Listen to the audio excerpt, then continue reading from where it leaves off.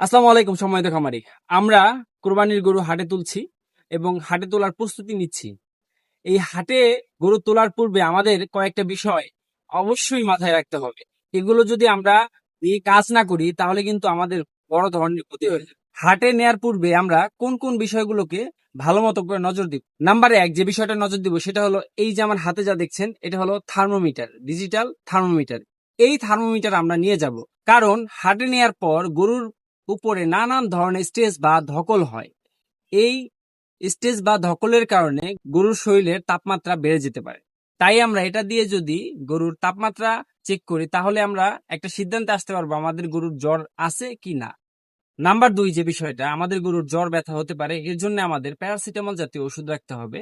যখন এই প্রবলেমে পড়বো তখন আমরা এই ওষুধটা খাওয়াই দিই। নাম্বার তিন যে বিষয়টা সেটা হলো আমাদের পেট ফাঁপার যে ওষুধ রয়েছে সেটা রাখতে হবে, যেমন ববি স্টপ, ববি বেট, এই ধরনের ওষুধ।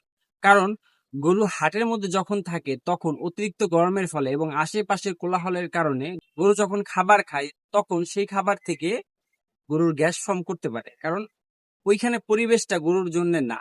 এই প্রতিকূল পরিবেশের মধ্যে গরু যদি একটু খাবারে কম বেশ করে ফেলে তখনই গরুর পেট ফেপে যেতে পারে। তখন আমরা গরুকে যদি ববিস্টা, ববিবেট এই টাইপের যদি ওষুধ খাওয়াই তাহলে ইনশাল্লাহ পেট ফাঁপা ভালো হয়ে যাবে।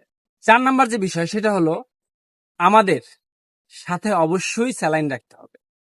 কারণ এই যে অতিরিক্ত গরম পড়তেছে এবং গরুর প্রতি যে ধকল যাচ্ছে, এই ধকলের ফলে, অতিরিক্ত গরমের ফলে আমাদের গরুর মুখ দিয়ে লালা পড়তে পারে, গরু হাঁপাতে পারে, গরু দুর্বল হয়ে যেতে পারে, গরু খাবার বন্ধ করে দিতে পারে।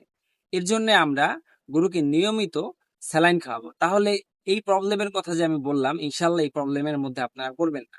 সর্বশেষ যে আপনাদের প্রতি আমার পরামর্শ থাকবে সেটা হলো আপনারা আপনাদের গরুকে পরিমাণ মতো খাবার দিবেন, অতিরিক্ত দানাদার দিবেন না।